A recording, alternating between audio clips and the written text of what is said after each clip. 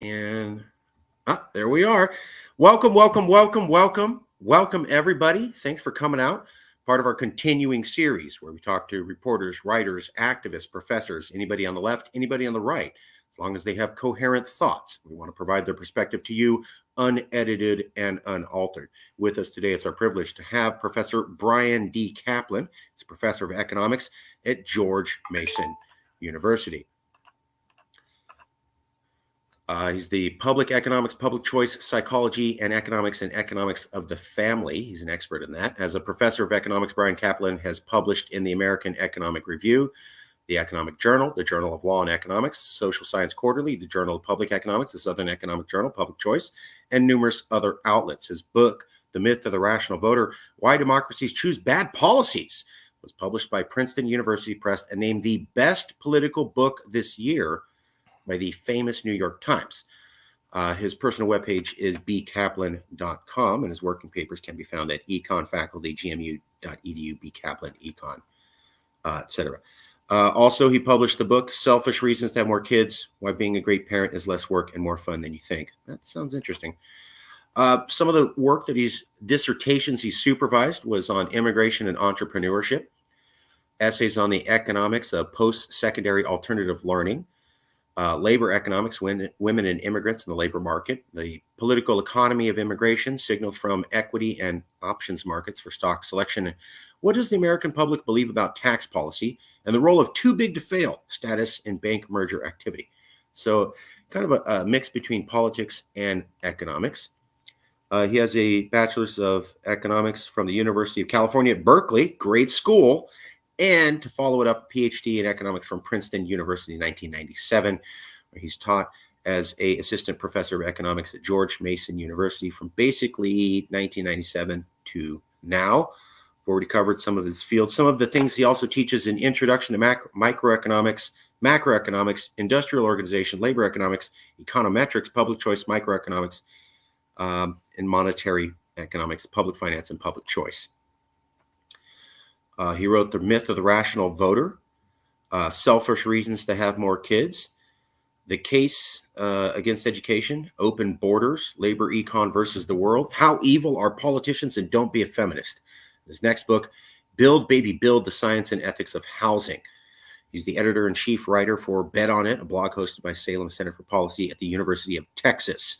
He's published in the New York Times, Washington Post, Wall Street Journal, Time, Newsweek, Atlantic, American Economic Review, Economic Journal, Journal of Law, Economics, and Intelligence, and appeared on ABC, BBC, Fox News, MSNBC, and C-SPAN. And here's the book, The Myth of the Rational Voter. We'll ask about that. But first, let's check in. Professor, did I say anything wrong? Is there something we need to correct about your bio? Anything at all? All good. Let's go. Okay, that's great. I love the response. Okay, let's go. What is the myth of the rational voter? Why democracies choose bad policies, and why did you write that in 2008? Why did that seem, I'm sure you started a few years before, but roughly, why did that seem like a good idea? And why did that seem like something to take on, to expose the myth of the rational voter? And also, what does that mean for the audience? Right. The myth of the rational voter is the idea that if most people think something, then it's true, which might seem like a dumb thing for anyone to believe, but it's very built into the way that people talk about politics. Anytime a politician says, what the American people want is this, or someone says, my opponent is out of touch with the American people. It's like, all right, well, maybe the American people are wrong. Is that possible? Most people have been wrong about something. Oh, so that is the origin of it. Might seem hard to believe, but actually a very common view among economists who think about politics is precisely the majority can't really be wrong, at least not on average. They might randomly get it wrong, but to think that it is actually a very strong sign of truth if most people believe something. And what I do in this book is say no. In particular, what I say is that given how hard it is, or given how little cost there is for having totally wrong political beliefs, it really just doesn't make much sense to believe this. Imagine if you go in and vote for the opposite of everything you think is a good idea. What happens? Well, what do you think happens? Chaos and shutdown? No. Well, maybe when you vote, I don't know, are you an incredibly influential person? But when most No, people go and no, I vote, wish. I you know, wish. No, if a random person goes and votes for everything they think is terrible, what happens is the same thing that would have happened anyway, because you're just one tiny little person, oh, right? Which means that there's really no responsibility to voting. Yeah, if you do a good job, great. If you don't, same thing. Right. Either way, it doesn't really matter. In terms of why I wrote it then, it actually came out in 2007. There was a slight update in 2008. The honest answer is that my work pretty much has nothing to do with current events. I'm answering big questions. If you go and say, well, what was it about those times? It'll be like, nothing. I mean, I was just thinking about this for a long time. I'm trying to engage with what people have been talking about for decades, hundreds of years. I mean, sometimes after some stuff happens, people say, okay, well, these are the events that proved you right. And I'll say, not really. I mean, if it was just like many people say, oh, Trump proves you right, Brian. I'm like, well, like some guy goes and wins one. yay! It doesn't show the whole system's messed up. I'd say it's a nice illustration of what I've been saying, that someone like that. I think what I did say is the fact that Trump won shows very little. The fact that he could even be nominated, that shows a lot. I agree. I agree. Yeah. How did he even get that far? And Yeah, well, two and times the in a answer row. is he told people what they wanted to hear, and what they wanted to hear is pretty crazy. I definitely felt that there was a market for what he was saying. Um, I don't know if you would be willing to touch on this. There's a debate on, is it the elites who are polarized and give cues to the public and the public becomes polarized, or do the elites follow the public desires? Trump is definitely someone they focus on a lot. A lot of professors will say, well, it's the elites give cues. Trump gives cues, and that makes people say it's okay to be more racist or sexist or whatever. But I also remember Trump wasn't talking about racism or Birthergate with Obama until he was hanging out with the Tea Party for a few years, and he picked up talking points from them, and then he spit it back to the public, and then they loved it. Mm-hmm. How do you feel about this debate? Do the elites lead the public? Do the public lead the elites, or mixture? I mean, it's definitely a mixture as to what the right ratio is. I mean, I would say that most people are apolitical. That remains true today. There has been a rise in how political people are, but it's still basically low. Most people don't think about politics on a normal day. So the true polarization where you just don't even want to be physically around people from the other side, I think that does come from elites. But I mean, someone like Trump, I would say this is a good example of how even if elites don't like you, if what you're saying really resonates with a lot of the general population, then you win. Trump was doing very poorly actually with elites. There was a lot of effort by Republican elites to somehow stop him or get rid of him. They just failed because he became so popular with primary voters, they couldn't get around it anymore. Right, right. I remember the Tea Party came out during Obama's time, and they were saying things, the system's rigged, we don't get anything we want, Mm-hmm. they're out to get you, the whole system's about it, let's just shut it down. And then Trump came into power, and he practiced a lot of those same ideas, Mm-hmm. and people loved it. But I keep coming back to, did he invent those ideas? Mm-hmm. Yeah. Or was he paying attention Mm-hmm.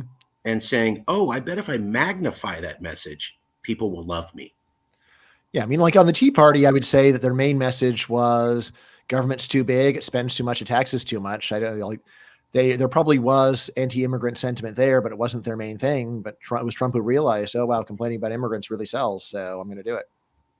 They invented the Birthergate. They also did their first rally on Martin Luther King Jr.'s birthday in Washington Park, while they said kind of anti-black things. So there was definitely some dog whistling going on very early. There's a lot of other political scientists who said that there's a lot of racial undertones there, especially against Obama.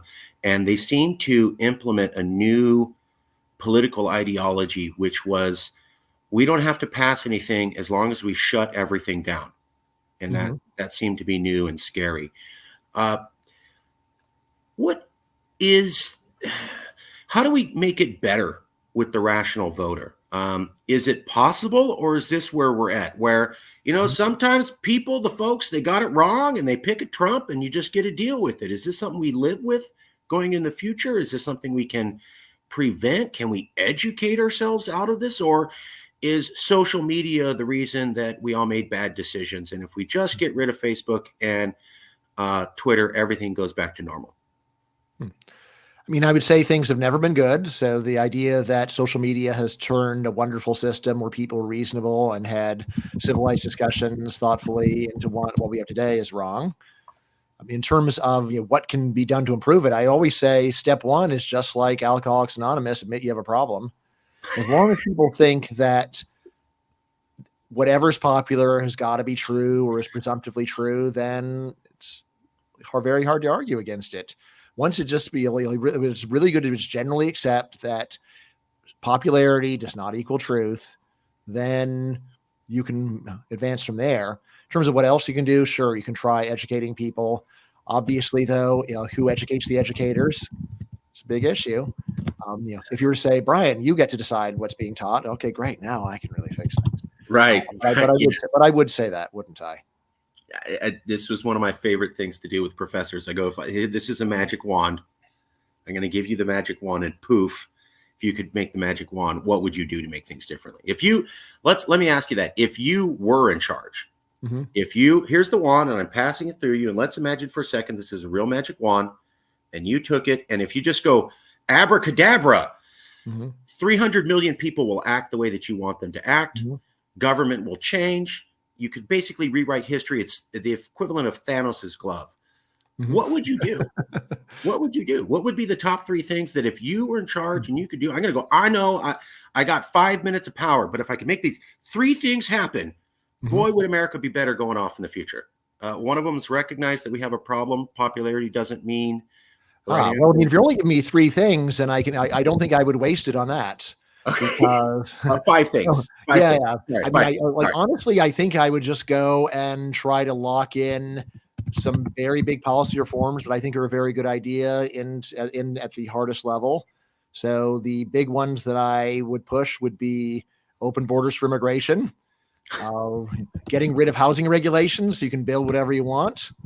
And then for the last one, probably getting rid of universal redistribution. So saying that we're not going to have redistribution that everybody gets, like Social Security and Medicare. If it's going to be there, it's going to be very strictly limited to people in dire need. So, immigration, housing, and universal redistribution. Those are the 3 things that I would probably just push the button on if I had 3 buttons to push. This seems very libertarian, if I'm not mistaken. Right. Well, I mean, like on the immigration, I wish you were right, but there are a lot of anti-immigration libertarians. But right, I think of these as ones that are reasonable, thoughtful, empirically informed libertarians support these and agree they're important. I think there are also ones where a lot of reasonable, thoughtful left-wing people would agree. So like Matt Iglesias, I think he'd be at least close to on board on both immigration and housing, probably not the universal redistribution. I'll just say, I remember at one time in America, you could just show up and, they'd let you in. There was a massive waves of immigration. And then you must be older than you look. Yeah, I was there. Yeah. So I age well. It's a youthful. I'm sorry. Yeah. I read that a long time ago in the 1800s, 1700s ago. Yeah. I mean, it really was true. And it was the key ingredient of 19th century economic growth. It's what took the U.S. from just being a tiny, irrelevant country to being the world's richest, most powerful country. That's right. That's right. Which is the theme of my book, Open Borders, The Science and Ethics of Immigration. Well, let me ask you about that. So what does that book argue? Quick version argues in favor of open borders. In terms of the details, the main thing that I really focus on as an economist is what I consider one of the most amazing facts of the social world. And I will say that this is just an undeniable fact. Namely, you can go and take an unskilled guy from Haiti, shining shoes, move him to Miami, and his income will multiply tenfold overnight. It's like, wow. All we have to do is sign his papers, and that guy can be making 10 times as much money in a matter of days. All right, that's just true. We can see this very easily. Right. Once you get legally into the US job market, get a job, if you came from a really poor country, you're making way more money. Basic economics says that the reason why you're making so much more money is because you're so much more productive in the richer country than the poorer country. Hmm. And then the question that comes up then is, if this works for one person, can it work for a whole lot of people? And what I argue in the book is, yes, this is actually what's been called $1 trillion bill on the sidewalk. We can just pretty much solve global poverty by letting people leave dysfunctional poor countries and move to rich countries. Many people worried, won't this kill the goose that lays the golden eggs? And what I say after going through a lot of the evidence is very unlikely. It seems like the system is very resilient, and we could just absorb hundreds of millions of additional people over a few decades. In the U.S. multiplied its population 100 times in its first 200 years. So Right. why can't we multiply another 10 times? I don't see any good reason why not. Right. Right. I had heard that the mass waves of immigration late 1800s, early 1900s were massive compared to what we've seen, and we're complaining about like seeing a fraction of this. Oh, yeah. And you had, I know, especially with Italian immigrants, because I'm Latino, I looked it up, that they had 90% of the first generation wouldn't speak English. And they had connections to organized crime and a theory of, what is it? Loyalty to the Pope. Loyalty to the Pope. And there was also one, a political ideology. I'm forgetting. Basically chaos, no governments. I'm drawing on the term. Anarcho-communism or anarcho-syndicalism. Yeah. But the anarchism, but they were very, very successful as an American population, and I could absolutely back you up on that. What about okay? And just imagine if they'd stayed home in Italy. Well, not only would Italy have had a lot more people for fighting the world wars, but on top of that, if you just look at what the typical Italian contributes to the global economy versus the typical Italian American, Italian Americans do a lot more because they're in a much more functional country. Right. That's a good point. Let me ask you a few basic economic questions, if I may. Absolutely.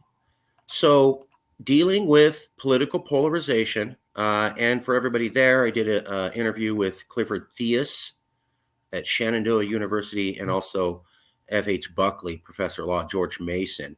And we talked similar things, but really the economics. So there was a theory, and this is what started the interview series, Marjorie Taylor Greene. I'm not endorsing her. I'm not criticizing her. I'm simply mentioning her name. So she issued a tweet on President's Day saying, red and blue states can't live together anymore. We have to separate. And a lot of newspapers came out and said, Marjorie, that's the dumbest idea ever. Because if red states, let's say you could actually separate red from blue states, just for a second, if you could argue, these red states would mostly be in the Midwest and South, the conservative ones that can't live with us. And the moment they leave, they would become automatically destitute in poverty because you'd be breaking off from the largest economy. And I thought, well, can we say that if a collection of the southern states, and I'm not advocating for this, but I'm just asking the economic principles, is it fair to say that if a collection of southern states and Midwestern states broke off, they have to be poor and it has to be a third world economy, and there's absolutely nothing they could do to grow their economy? Yeah, that's hyperbolic nonsense. I mean, if you were to say they'll be 20% poorer, then maybe. I mean, I would say the main issue is just, will there be open borders between the two new countries? If yes, then I think that it's got a lot to recommend it. If no, then no, terrible. So if trade and open borders and migration is really important. If you're actually stuck having to show your passport to go from red America into blue America, then it's just a giant, horrible pain in the neck. Right? Or if you aren't allowed to work, right? Again, very disruptive, but it's just a matter of could you survive or whatever? Yeah, of course. Okay, thanks. That was you're very quick at cutting right to the answers. Like most people are like, I try. It's blue, it's red. I love that. I kind of thought the same thing too. even if you were going to say the poorer states, if they broke off, would be 20% poor, okay, that seems rational. A lot of the news wasn't saying that. They would say just Mhm. economic Yeah. collapse. That was it, Yeah. period. There's no. Like politics people, like, let me put it this way. Hyperbole is the worst thing in the world. It's happening trillions of times every second. All right. uh, Yeah. yeah, Not the worst thing in the world, but it is a very prominent part of almost all political talk. And honestly, this is why I am such a big fan of betting people, because people use this ridiculously exaggerated language. And when you ask them, well, what does that mean?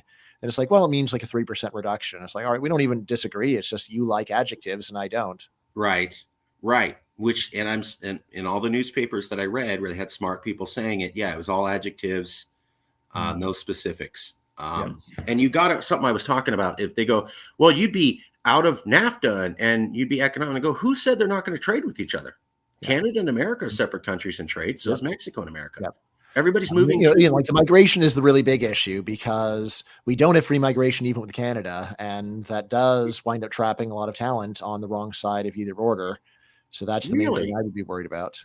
So there's an immigration, I don't know, problem or limitation between Canada and America. Of course. NAFTA does have some special provisions that make it a bit easier for Canadians to get work permission, but it's hard. There's a show called Kill Tony. I'm not advocating for it. It's a comedy show out of Austin, Texas. All right. They basically, you come on, it's open mic, you show up and maybe you're good or not, but they are constantly having Canadians come up. And some of these Canadian guys are hilarious. Yeah, entertainment. Like there really is almost open borders for entertainment. There's special visa status, and I mean, like I give talks over the world. It's almost never an immigration problem. But if I wanted to dig ditches or wait tables, then no way. Right. Well, a lot of these Canadian entertainers, they'll kill on the comedy scene, and they'll go, "Great, we want to hire you," and they'll go, "Oh, let me get back to you about that." And it's just kind of depressing because they'll do a great comedy set. The audience loves them. They're offered a job right there. And then they're like, I don't know, I got to file paperwork and you can tell it's like 6 months before they're back. And I'm thinking that's 6 months of lost revenue. That's 6 months of that club doesn't get to have an entertainer bringing audience in at night to buy $2 drinks or, is it also possible that, let's say, southern states broke away and they said, we want to lower our corporate tax rate to basically the equivalent of what Ireland used to have. So it's kind of the lowest in the world. America does not have the lowest corporate tax rate in the world. No, not at all. It's high. So if this theoretical broken off southern independent collection that formed a nation said, we're going to have the lowest corporate income tax rate in the world and lower than America's, that would be good for economic growth for them, wouldn't it? Sure. Okay, that was easy. What if they had no federal income tax like Puerto Rico? Would that also help? A little bit harder just because there's the question of, well, what are they doing about the government spending? Puerto Rico has the solution of they just get giant tax subsidies from the 50 continental U.S. states. And if they go and spend their way into a debt crisis, they get bailed out. So it's right. Puerto Rico is basically getting the best of both worlds, where they don't have the federal income tax, but they do have they get a lot of the federal income tax money from the rest of the country. Fair enough. I mean, I assume that with independence, they would not be getting subsidized by the country left behind. And then it comes down to, are you willing to go and cut spending to get down to a level that is financially prudent given your lack of taxes? And if so, great. If not, potentially terrible. Fair enough. Let me rephrase the question. Would it be fair to say that when Puerto Rico instituted the idea of no federal income tax, that was a good way to attract investment out of America and into the U.S.? Well, I mean, it's especially a good way to attract high-income residents. Right. You've got a lot of rich people who just live in Puerto Rico for 6 months in a day every year. I mean, I'm a little hazy on how Puerto Rico has this. I'm almost sure that it's the federal government of the U.S. that exempts Puerto Rico rather than Puerto Rico exempting itself, although it does have a strange status. I mean, obviously, Texas could not just say we don't have federal income tax anymore. That's set by the federal government. So I think the same is true of Puerto Rico, but I'm not 100%. I'm not a Puerto Rican law expert. Right, right. What about the idea of an optimum currency area by Mm, Robert Mundell? As yes. I understand, Hmm. for the audience, a central bank in New York issues currency. And by the time that money gets actually out across the whole system, by the time it gets to California, you may have different economic conditions in California Hmm. than you get on the East Coast of New York. Right. I'd say that it actually goes a lot deeper than that.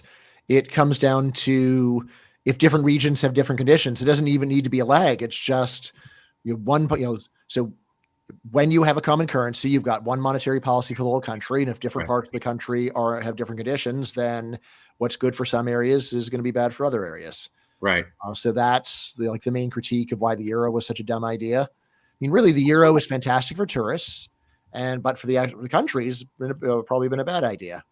Um, so That's again, of course, fascinating. even to do this, you've got to have a whole story about what optimal monetary policy is, and that's itself controversial. But nevertheless, the idea that we have too few currencies in the U.S., I think people that have studied this have come away and say, yeah, it looks like we do, and it'd be better to have, say, 4 different currencies. But again, there's a lot of assumptions going into that.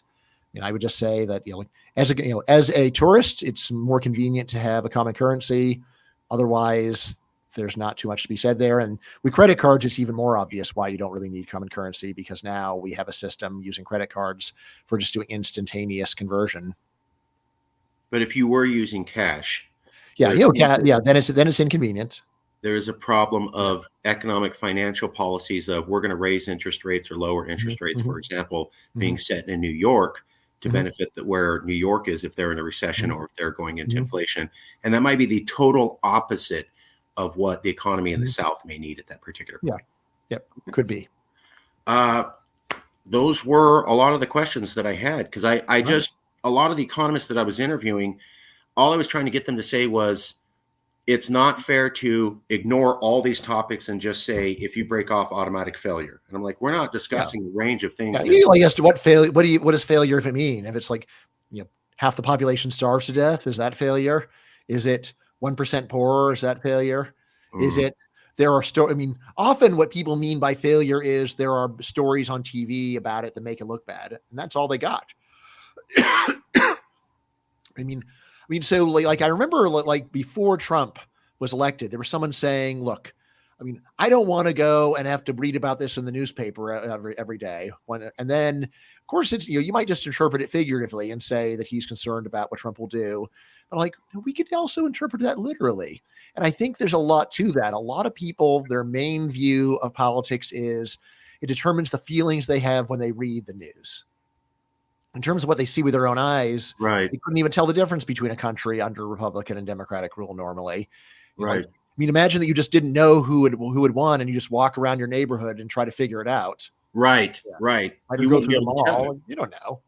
Yeah. It's just not that big of a difference, honestly. And yet, people want to act like it's the end of the world one way or the other. So that's just a basic problem with politics: is people being so emotional and wanting to exaggerate in order to terrify people into agreeing with them. Is there a way to fix that? Well, step one would be don't listen. Honestly, whenever I encounter an emotional, hyperbolic person, it's like, okay, I don't care what you say because you're crazy, right? And this is not worth my time. Um, I've I heard other normally I people. normally don't tell them because that just makes them more upset. But that is Yeah, yeah. my honest reaction is I get an extremely emotional email like yada yada yada. All right, moving on. Whereas when someone calmly expresses disagreement, this is, oh, well, this person might actually know something. Why don't I listen to this person? If you were to say, well, sometimes emotional people do know things. Yeah, once in a long while. But it's just so rare that I'm not going to give it my time. Did you have to train yourself to not be captured by these Yes. emotional arguments and Oh, say, no, I'm not participating? yes, absolutely. Look, I'm a normal human being. I put my pants on one leg at a time. But I Right. have spent decades becoming hypersensitive to emotionalism, to hyperbole, to demagoguery, and just like keep my ears perked up for it. And when I hear like this is the kind of thing where they are trying to hijack your thinking and lower the quality of your understanding of the world, and I'm not going to let them. Of course, the easiest thing is just don't watch the low quality stuff. Don't listen to low quality stuff. Right. And whether you agree with it or not, honestly, it's more upsetting to me when someone agrees with my conclusions, but acts like they're on drugs. It's Right. like, look, you are discrediting my view by virtue of this Right. emotionalism. Right. I'd heard a similar thought when I interviewed some people, and they said, "Oh," I said, "Can we just ban social media or pass a law to regulate them?" And they go, "That's not really going to be the solution. The solution is we have to get the consumers to say, Mhm, this is polarizing, excited language, and mhm, I don't want to see mhm, it. So I'll mhm, just tune it off." mhm, And you get the population just doesn't respond to mhm, that. They don't really respond. I mean, if you mhm. want to say something Yeah. bad about the other person, you got to be rational and calm, not Mhm. their, Pizzagate or they hate America. Yeah. Like if someone doesn't want a product, it's darn hard to sell it to them.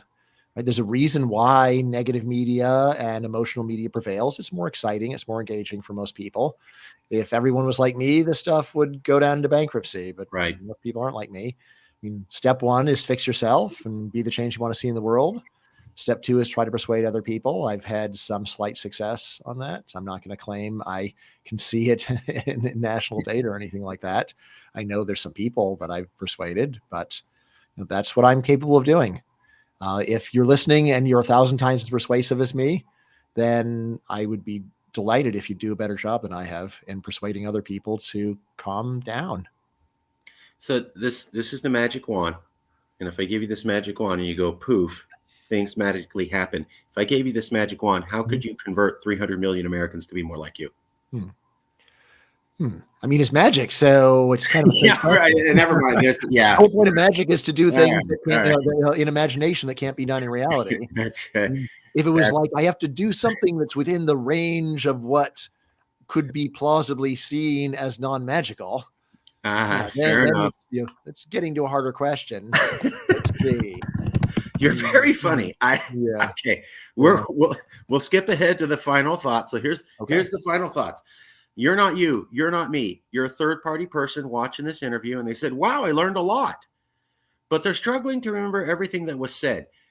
But 5 days after watching this video, they go, I struggle to remember everything the professor said, but there was this one thing the professor said. It's 5 days later after I watched that video. I still can't get that thought Hmm. out of my head. What would be that one thought? I like it. I would say the one thought would be that just because most people believe something's emotionally appealing, doesn't make it true, and in fact, should make you suspicious that it's false. Yeah. The truth is that the majority can be wrong. It Yes, doesn't necessarily and mean the world is full of ugly truths. yeah. What if I could real quickly? How did you convince somebody to change their mind? Briefly, like was it Hmm. singing "Kumbaya," hugs, walking them through the data dispassionately? I would say that my books are the things that persuaded people the most. Okay. Blogging too. So mostly I persuade people with the written word. The kind of people that read me are the kind of people that respond to the way that I talk. So I do give a low emotionality kind of to I speak in a low emotionality way, and there's a certain kind of person that really responds to that.